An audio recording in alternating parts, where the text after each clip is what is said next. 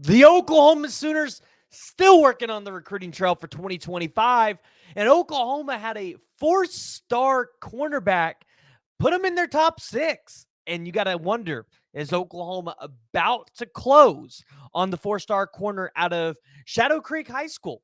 Before we dive into it, guys, I need to hear from y'all, so make sure you're joining the discussion, jumping down in the comments below. And if you have not already, what you need to do is you need to hit that like and you need to hit the subscribe button. Y'all have been doing a really good job lately, but we need to continue to grow the channel, get to those 10,000 subscribers, and we're going to bring you guys more content just like this one. But today we got to start off with, can we call it big news, right? Oklahoma was included in the top six for the four-star cornerback, Cobey Sellers. Now, you guys have seen my previous videos, so you understand that when I say cornerback, I really mean a all-around athlete, because Cobey Sellers is a guy that he's played quarterback, he's played on special teams. He can kind of be a Swiss Army knife and do it all for you. And you would imagine if he ends up at Oklahoma, he's not only going to be a guy that's utilized by Jay Valai and Brent Venables in this defense, he's going to be a guy that, hey, you might see him on punt returns. You might see him on kick returns because he's just that athletic. You can't keep him off the field.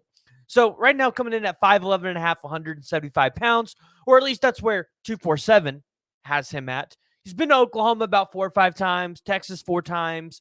He's been to a couple other schools, but as you can see, his top schools list: Oklahoma, Georgia, Oregon, A&M, LSU, and Texas. So an elite list right here. Definitely one that if you're Oklahoma, you're going toe-to-toe with some of the best in this recruitment. All right, let's dive off into kind of what he dove into a little bit about his top six, and then we'll get into kind of how I feel about this recruitment. The first thing is Texas, right? It's close to home. They have great education. The program is thriving in the SEC, and a couple of my teammates are high on Texas, so it would be cool to play with them again. They were his fifth offer, and the coaching staff out there, it seems like they've developed a good relationship.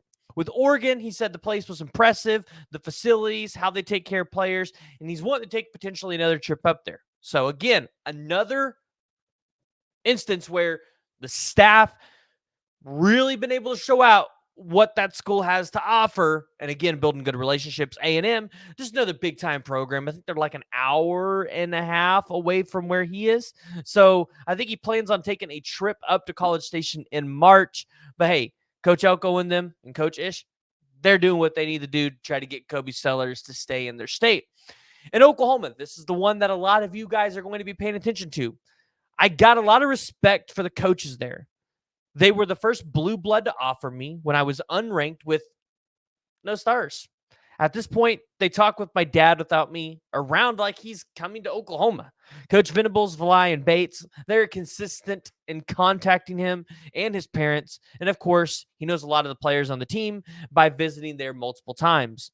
And then lastly, the school that has potentially gained a lot of traction with you guys. And you guys are asking, hey, like, is this school going to be a problem? LSU.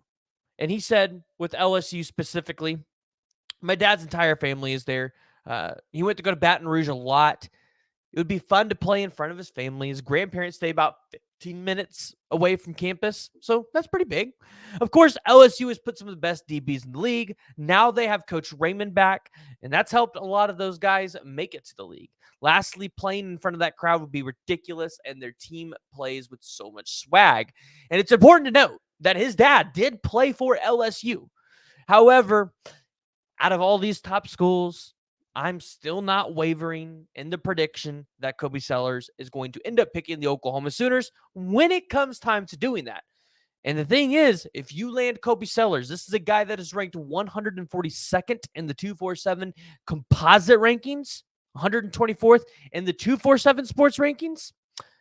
He's a guy that, when you look at the stats, produces at a high level. This is a guy that's going to make an impact for Oklahoma in that DB room for the future. Now, a couple of other guys that we've got to talk about. First one being Dawson Merritt, the linebacker, who was supposed to be on campus for that February 3rd visit and then also the January 27th, but wasn't able to make either of those. He's still trying to work on potentially visiting either later this spring or March 9th, but nothing has been set in stone yet. So kind of talking to some sources around Dawson and everything, he still sounds like he's excited to get up to Oklahoma. And other targets that Oklahoma's keeping their eyes on when it comes to linebacker position is Christian Jones out of Omaha, Nebraska, Elijah Barnes. The staff's been out there to see him. He's been at campus, and they're still working on times and dates to get Christian Jones here on the podcast so we can break that recruitment down. But here's the deal. If you ask me today about Dawson Merritt and that recruitment, I'd kind of say, hey, Christian Jones is probably the first guy that you go out there and take. He's probably the most likely take out of all of the guys that we've talked about, mentioned, seen Oklahoma offer.